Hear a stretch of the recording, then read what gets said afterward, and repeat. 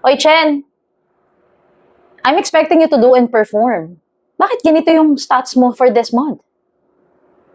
Okay po. Ginawa ko. Boss, Ano yun? ano po ba yung nagawa ko? Ano ka ba, Chen? Huwag mong personalin, trabaho lang yan. Ano nga ba to? Boss, sandali. Paano nga ba yung pinagawa mo sa akin last week? Tinuro ko na yan sa'yo eh. Hindi mo pa rin nagigits? Kaya nga, boss, tatanong kayo ulit kung paano eh. Baka pwede mong turuan ako. Naranasan mo na ba sa trabaho na yung someone higher than you, hindi ka tinreat ng maayos? Oo, meron akong ganung incident. Parang ako din. But before nangyari yun, meron muna akong magandang experience. Mm. Yung experience ko with the supervisor higher than that person na nagkaroon ako ng bad experience. So, during the training pa lang, training period, naririnig ko mag-call tong si supervisor. And then, meron siya nakuhang call and then yung customer, yung concern, is totally different dun sa hinahandle namin na product. Hindi pang department nyo. Oo. So, inobserve ko siya. Then, when I had the chance na to talk to her para i-clarify, I asked her kung pwede ba yung mga ganyang concern na hindi naman related sa atin. Sabi niya, actually hindi. But since we're in the customer service industry, Nakakabulol naman kasi talaga siya. So, that's fine. kahit na hindi siya related, basta pumasok siya sa system natin or sa call natin, we have to accommodate it. So, sabi ko, wow, nakaka-inspire. Kasi parang siya lang yung naringgan ko ng ganun. And then yun na nga, semi-ide-deploy pa lang ako. Tinawag ako for a different LOB? Anong LOB? Line of business or ibang account? Hindi. Sa ibang task. Okay. Which is, magko-call for past due dates. And then sabi ko, nagtanong lang ako kasi hindi naman ako trained for that. So, And then, outbound. Mag-outbound ka? Oo. Okay. At saka mag-handle ako ng mga past due dates. Hindi naman yun yung trained sa akin. As in, for the past 2 months, hindi yun yung training ko. Ang sabi sa akin nung kasunod na mataas sa kanya was, PI naman. So minura ka? PI naman, pwede mo naman gawin yan eh. Sabi ko, okay lang ba yun? So, siyempre, baguhan ako, bata pa ako. Madamdamin ako. Masama pa yung pakiramdam ko that time. Trinay kong gawin yung task. And then, nung umuwian na, talagang totally, lalo kong sumama yung pakiramdam ko. Yeah. So, kanabukasan, absent ako. And then, nag-resign na lang ako. Pero yung ba talagang sama ng pakiramdam mo yung parang nag-push sa'yo para mag-resign? Hindi, I don't think yung so. siya. Oo. Siya mismo, yung parang next to TL number 2, parang gano'n. What did you feel? Siyempre, I felt bad kasi I didn't expect na I'd be getting that kind of treatment knowing na hindi naman siya yung TL number 1 eh. Actually, kahit TL mo siya eh. Diba? I don't think that's something or that's a kind of treatment that a person should be getting. Para sa akin Lalo na kung alam niya na hindi yun yung training na ginawa. Ang dami kasing, hindi siya kinakampihan kita doon sa part na yun. Pero kasi ako din naman, nagtrabaho rin naman ako and at the same time, been with call center industry for so many years, diba? Nakaranas din naman ako ng mga hindi magagandang treatment from someone who's higher than me. And akala ko nun, okay lang. Akala natin kasi, kasi baguhan. Parang api-apihin tayo. At saka, alam mo yun, if someone is higher than you thought it is just okay. Kaya lang later on, hindi mo lang basta-basta marirealize, malalaman at matututunan mo rin pala na hindi pala tama. Na ginagamit yung authority towards you para pahiing ka. Kasi parang, later on mo na yung marirealize. Oo, kasi dati bago ka pala, okay po. Hindi naman sa ayaw mo silang sundin. 'Di ba? Sabi nga yung respect and earn eh. Siguro mas alam mo na kung ano talaga yung task mo and then kahit papaano nalalaman mo na yung mga batas. In a way. Kaya lumalakas yung loob mo. And I believe hindi lang ikaw yung nakaranas nito, hindi lang ako. Maraming nakakaranas ng ganitong klase ng treatment. And that is the main reason as to why we're talking about this. It's because most of the time ginagamit kasi yung authority para pasunurin yung isang tao Kaya lang, meron kasing thin line between, parang ginagamit mo yung authority para ipahiya yung isang tao rather than i-encourage mo or inspire mo. And minsan mapapaisip ka, sabi mo nga, kasi siguro dumating ka na dun sa point na parang naiintindihan mo na siya. Natututunan mo na kung paano mag-handle ng mga I-handle. ganong klaseng tao. Yes, pero alam mo, dumating ako sa point na parang iniisip ko, bakit kaya ganun siya mag-behave? May pinanggagalingan yun eh. Oo, I believe there is. And Kulang sa oruga. agad? Hindi, pero looking at it, I am seeing it in a two different perspective. Number one, pwedeng may pinanggagalingan yan from the family. From yung sarili niya. Maaring yung environment na, yung pag-uwi niya sa bahay, maraming problema, maraming iniisip. And di ba lagi nating sinasabi, ever since naman na, pagka may basura, and you don't know how to handle it, ibabato mo yan sa iba eh. And most of the time, yung mga tao, hindi sila aware na naibabato nila. Alam Exactly. natin yan. Exactly. We've been there. Sadly, hindi lahat ng subordinates or hindi lahat ng employees who's under you, halimbawa, ikaw yung kayang hawakan yun, kayang i-handle yun. I've handled a coachee like that na parang montik na may gawin sa sarili niya. And we're gonna discuss about that in the future. Pero montik na may gawin sa sarili niya just because hindi kasi maganda yung the way tinitreat siya nung supervisor niya.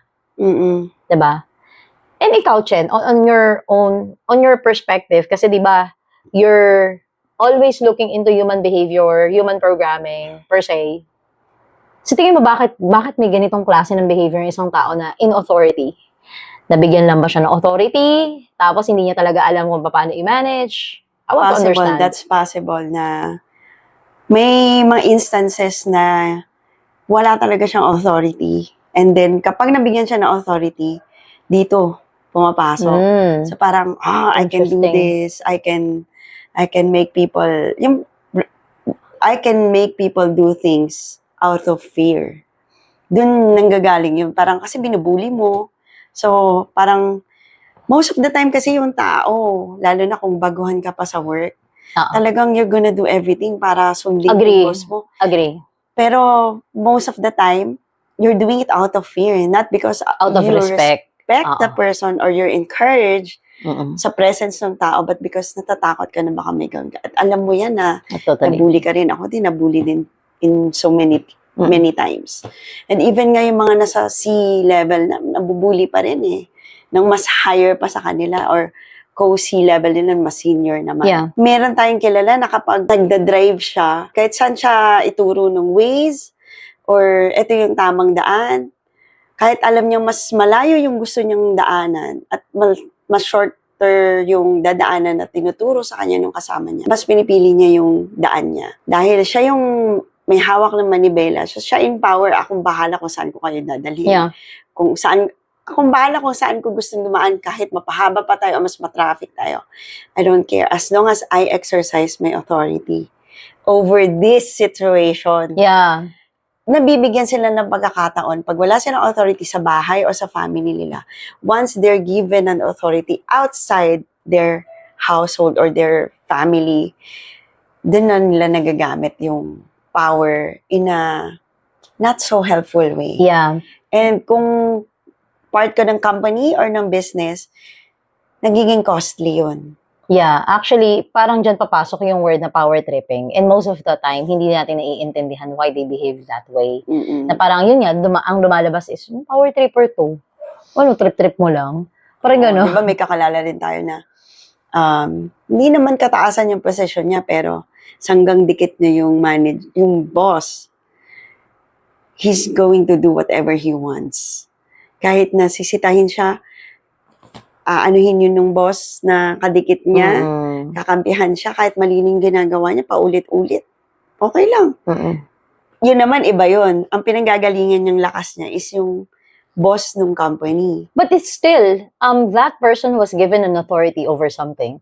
And it made sense. Nag-make sense yung sinabi mo na may mga tao na walang authority or power over something. Sa bahay, hindi pinapakinggan, hindi nabibigyan ng parang pagkakataon para i-speak up yung sa tingin niya is makakabuti. hindi sila binibigyan ng pagkakataon na i-exercise whatever na authority na dapat Or meron sila. suppress. Paano mo paano suppress in a sense? Yung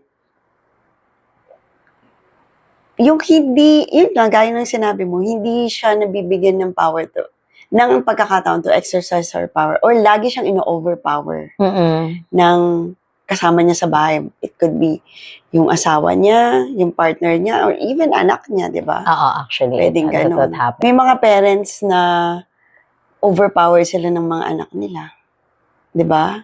Nanonotice mo yan. And even sa parents, yung tatay or nanay, may sinabi si tatay, ininegate ng nanay, or vice versa, that is already parang in-overpower mo yung authority ng isa eh. Oo. So parang ang nangyayari tuloy, mentas na sinusunod ng mga anak nyo, yung sinasabi sana ng tatay or ng nanay, since ninenegate ng isa, or yun nga, like what I've said, vice versa, hindi tuloy nagkakaroon ng authority yung, let's say, a simple rule sa bahay.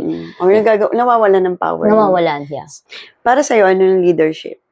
Palagi naman natin pinag-uusapan that leadership is a decision, not a position. Honestly, hindi madaling mag-handle ng tao. It's not easy to lead people. Lalo na sa case ko nung nabigyan ako ng pagkakataon to do that. Mga kakilala ko pa, as in isa sa mga circle of friends ko, and it's really hard. Kasi kilala mo, magkakalikaw kayo ng bituka. But good thing kasi, alam mo sa sarili mo, pero you're doing the right thing pagdating sa trabaho. Making sure na tama yung binibigay mo sa customer, ganyan-ganyan, hindi ka talaga kumbaga hindi ka naghahadukin. Alam mo yung, pag sinabi mo kasing hadukin, parang may ginagawa ka na something para hindi ka pasukan ng call eh. Dati sa call center, gano'n. So yung hadukin. So parang, I'm okay nga kahit minsan mag-OT ako ng walang bayad eh. Pag pinasukan ako ng call at least 3 minutes before my shift ends, hindi talaga nag-o-ox eh. Ako nag-AC or after call. And those are the things sa tingin ko, maipagmamalaki ko nun. Kaya, nung time na sila yung hinahandle ko, I can say na, hindi ako nalilate, hindi ako ma-absent. And, siguro, for you to become a leader na pwedeng respetuhin, in a long run, hindi mo kasi agad makukuha yun eh. Yung respect ng sad to say. Staff. Or yes. Agents. Hindi mo agad makukuha yun, oo. Not everyone, pero baka unti-unti. Pag nakita nila talaga that what you're saying is what you're also doing. You really need to do the talk. Parang, walk the talk. Umaga, when you preach, kailangan mong gawin yung what you preach. Totoo yun. Hindi pwedeng sinasabi mo lang pero hindi mo ginagawa. Same thing goes sa bahay. Sinasabi ng nanay at tatay, huwag kayong magpo-phone, pero sila naka-mobile phone. So, paano nila susundin? Yes. And that when authority comes na parang, hindi na siya nakakatulong. Nakakasakit na siya. Nakaka-confuse. And same thing goes sa babalik lang ako sa pagiging leader noon, pagiging TL, it's not easy. Kaya may mga tao na, may mga leader na maari, yung sa'yo naman, pinanggagalingan nun, maaring pressured yun. Pressured yun in a sense na baka yung management nila is, kailangan magtawag ng mga ganitong tao, wala siyang mapipick. So, ikaw yung nakita niya, ako, titignan ko kasi ron, ako yung pinik. Ako kung ako yung nasa sa ano mo, parang, ako yung pinik, bakit? Galing ka? Baka may nakikita siyang something sa'yo. Unfortunately, hindi niya na-communicate na maayos. And being a leader, it's really important eh. That you're able to communicate it properly. Kung halimbawa napamura siya, yes. Pero sana dinagdagan niya na, ikaw talaga kailangan ko eh. So, sana, dapat magaling ka mag-sugarcoat. In a sense, hindi ko sinasabing mag-sugarcoat, pero alam mo yung may sincerity pa rin. Oo, na parang, baka mamaya talagang karakter niya lang yung nagmumura, hindi natin alam, right? Pwede. Pero sana, nasabi niya ng maayos man lang sa'yo na, ikaw kasi talaga yung napipili ko na gumawa nito because I know you can do it. Diba? Baka may malaking purpose siya doon. Unfortunately, mas natingnan ko pa na in a different way. Yes. Pag bata ka pa, tapos baguhan ka dun sa industry, parang nangangapa ka lahat. Tapos, yun nga, pag bago ka palang graduate, magiging sensitive. Exactly, and that applies to every industry, hindi lang yan sa call center Every industry applies. Kasi, marami na tayong na-handle, may mga na-handle tayo na mga companies, clients, kung saan, alam natin na talaga nadidiskaril. Nadidiskaril yung team, nadidiskaril yung operation just because the way a leader talk. Totoo. Just because the way... Nag-aaway-away pa yung ibang agent, diba? Hindi kasi na ma-manage or should I say, hindi kasi nililid ng maayos eh. napaka-crucial ng leader. And additional effect, kung sa BPO setup, may mga instances dyan na maglalamangan sa call. Maglalamangan sa call, maglalamangan sa benta. Tapos, pag nagkaroon na ng, parang anong tawag dun sa ganun, yung kakausapin kayo. Parang huddle or team meeting? Parang pag ina-address na yung ganitong issue, makikita mo ang kakampihan ng leader, yung mga either, based na sa experience siya, either kababayan niya, kaprobinsya niya, mga ganon. Oh my gosh. Di ba? Sounds familiar. Feels familiar. Pero yes, it happens. I guess that's And- a different if I may say, a different topic because I've heard or should I say I've learned about that. Yung tinatawag natin na politics. Yun. So may negative and positive politics kasi na tinatawag. So pagka halimbawa, medyo nagiging karabing elbow mo yung someone from a different department na nakakatulong sa'yo, you may actually treat it as a positive politics kasi nakakatulong, nakakapag-benefit siya sa team, nakakapag-benefit siya sa'yo. Pero nagiging negative politics siya kapag ka grabbing elbow mo na, alam mo may ginagawa ka ng mali pero kinukonsinti ka pa just because kasi kababayan kita. Oo, di ba? Alam mo yung may common denominator kumbaga. Mm-mm. Pero alam mo sa sarili mo na may ginagawang hindi maganda pero mas kinakampihan mo pa. And it will create animosity among dun sa Yes. team mo. And that will Mga actually break the team. We believe maraming nakakaranas ng ganitong klase ng treatment ngayon sa trabaho and lalo na January ngayon, gustong-gusto mo na mag-resign pero hindi mo magawang mag-resign. Kasi, Oo, ang taas ng attrition rate pag January, oo. Kahit Historically, kahit anong industry pa yan. historically talaga mataas ang attrition rate pagdating ng Kumuha lang ng January. bonus. Ang daming gusto talaga mag-resign. And what are we going to talk about when it comes to this actionable response or kung paano natin ito maa-address? Magbe-benefit dito hindi lang ikaw as an employee, pero kung ikaw yung may-ari ng company, isa ka sa mga leaders, you may be able to get something from this. Kasi, paano mo naman ngayon i-handle kung ikaw yung employee na tinreat ng ganito or pinagtripan, ganito kausapin, toxic ka na sa boss mo. How are you going to handle it? Ako, going back dun sa naranasan ko and with the things that I currently know and yung awareness talaga. Awareness. Napakalaking bagay na yung aware ka na, nasaktan ako. Okay. Yung ititrain mo yung sarili mo na, papersonalin ko ba to o hindi ko kunin yung basura Hirap niya. nun, Ang hirap nun. Mahirap nun, oo. It takes time and then it takes a lot of discipline and courage. Yes. Pero if it's, sabi nga yung character mo, yan yung magbibuild sa'yo kung magtatagal ka sa isa-isang bagay. Diba? I like that. Nun. Yes, kung magiging mapopromote ka, magsasucceed ka ba dun sa pinili mong career.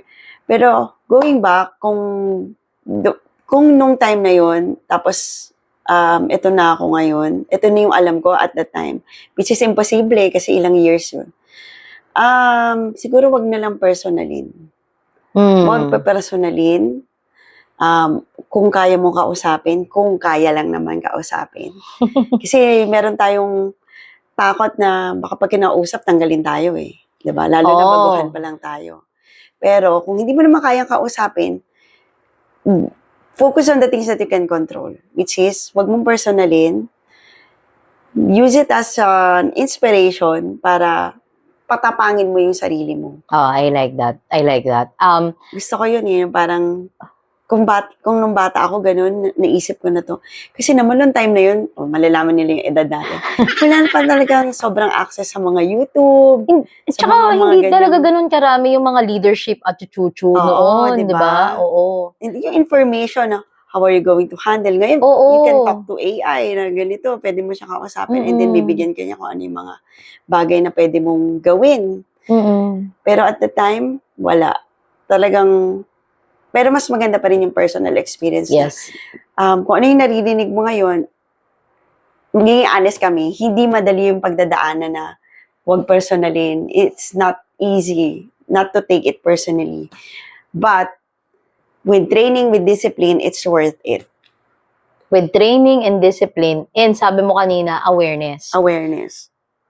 That's why it's really important to understand. Kailangan mo talagang intindihin kung saan nanggagaling yung isang tao. Once again, mahirap. It's not an easy task to do. But you have to understand, sabi mo nga, Chen, kapag dumating sa point na ginaganon ka, tinotoxic ka, pinapower trip ka, huwag mong pansinin.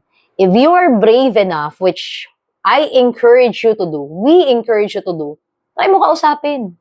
Try mo kausapin. Parang, may problema po ba? Try mo.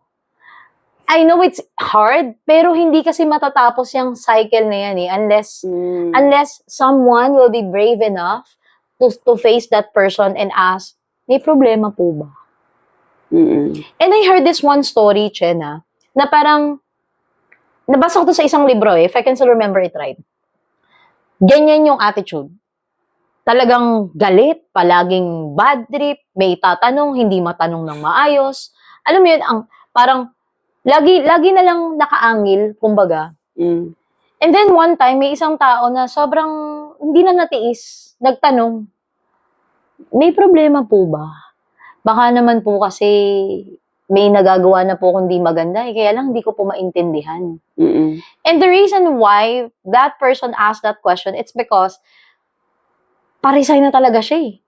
Pero parang binigyan niya pa rin ng pagkakataon to understand eh. To know why ganun yung treatment sa kanya. Parang minsan mapatanong ko, ako ba talaga may problema? Alam mo yun? Minsan mapapatanong ka na eh. Iisipin mo ikaw yung may problema. Akala mo ikaw yung may problema, di ba? And it's affecting your mental health. Precisely. Hindi ka nakakatulog, hindi ka nakakain ng maayos, or stress eating ka, mga ganun. Tsaka, mawawalan ka ng confidence sa sarili mo pagka nag-apply ka sa next work eh. Na parang, ang dami mong mali palagi kasi yun ang nakikita sa'yo, di ba? And then this person asked, yung boss niya na yun, and lo and behold, nung tinanong niya, nag-breakdown. Umiyak. Yan pala, madaming problema. Maraming pinagdadaanan. And just like what you've said earlier, baka may pinagdadaanan eh. Ako naman, ang tingin ko, kung ganun yung ginagawa sa'yo, my first strategy would be, kausapin ko, di kita makausap na maayos, ganyan mo pa rin ako ititreat, i-HR na kita. Hindi dahil sa galit ako sa'yo. Because I want to clear the air. Unang-una, I love my work. Pero wag mong pasamain yung work, environment ko. Wag mong papangitin yung work environment ko just because marami kang dinadala. Alam mo yun? Because, ang costly ng resignation. True. Ako personally, mawawala na akong trabaho, paano kami yung family ako. Kaya iba hindi makapag-resign kahit sobrang toxic na eh. Unfortunately, we are not trying to speak up. It's not easy, but we can try. Baka mabago yung environment.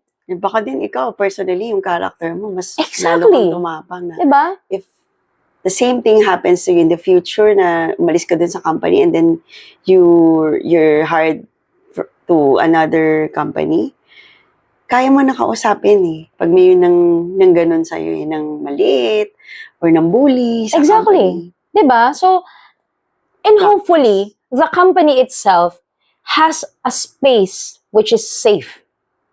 Kailangan mismong company safe. Kasi baka mamaya mismong human resource personnel or operations manager, just to name a few, na may authority, dapat sila rin, marunong din sila makinig. True. Hindi rin lang sila one way. Hindi lang sila kinakampihan lang kung sino yung mas mataas, alam mo yun. Talagang napaka-importante no, na if you're someone holding a big position, Yeah. or kahit hindi big, holding a position and you're handling people, napaka-importante na you know how to communicate, napaka-importante na ikaw mismo aware ka sa personality mo, sa attitude mo. And you're open kung merong nagsasabi sa'yo. And hindi yan madalas makita sa isang kumpanya. And diba? it's not A company, organization, and kahit anong organization, marami talaga na hindi open for feedback, for criticism. And that's why magulo ang mundo. And Sadly. Pero these things, like nakapag-uusapan natin, nakakagaan siya, di ba? Pag kinakausap natin siya, or ganito yung topic natin with other people na kaibigan natin. Somehow, mayroon silang angulo na nakikita na hindi nila nakikita dati. And when we're talking to them na talagang nandun sila sa corporate nagtatrabaho, nabubuksan din yung isip natin sa iba pang bagay na nadadagdagan yung mga bagay na alam natin na, pwede din pala yan yung pinanggagalingan. Yes. That's why nakakagaan ng loob na parinig na may mga taong ganyan din yung dinadanas. And maganda na kahit paano alam natin kung paano natin i-handle. Yes. The control is not with them, but in us. Oh, that's nice. Kaya, Tayo talaga may hawak nun. if you're an employee, if you're an employer, if you're an owner of a business or a company, hindi naman namin sinasabi that these kind of actions are easy to do. Kung hindi nga tayo aware at hindi rin naman tayo magiging aware kung hindi natin i-allow yung sarili natin na maging open. Not only open sa feedback, but also open sa learning. Yun. Yung alam mo is yun na yung tama. Yes. Kasi, nag-i-evolve talaga siya eh. And at the same time, imagine the impact that you can cause if you just simply use your authority para mamahiya ng tao, mamressure ng tao. We understand na pressured ka for you to achieve a certain metric or a certain performance. Do you know how costly it is kapag hindi mo ginamit yung authority mo ng tama sa ibang tao?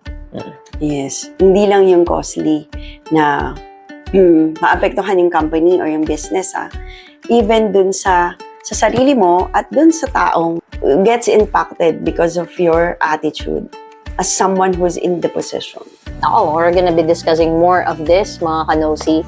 At kung nakarelate kayo dun sa aming topic today, or meron pa kayong ibang experiences na sobrang lala na gusto mo i-unload, unload nyo na sa comment section natin. Yan, kasi for sure, maraming nakaranas ng ganyang klase ng treat. Kaya mga kanosi, we're inviting you to subscribe, like, and share this video dun sa mga kakalala nyong nagsasuffer sa mga pagpapa-hour trip ng mga TL nila or boss nila. Let us try to address this one by one by just simply knowing and understanding our behaviors as well as the behaviors of others. Mas madaling maintindihan pag alam ang pinanggagalingan. Have a great day and God bless!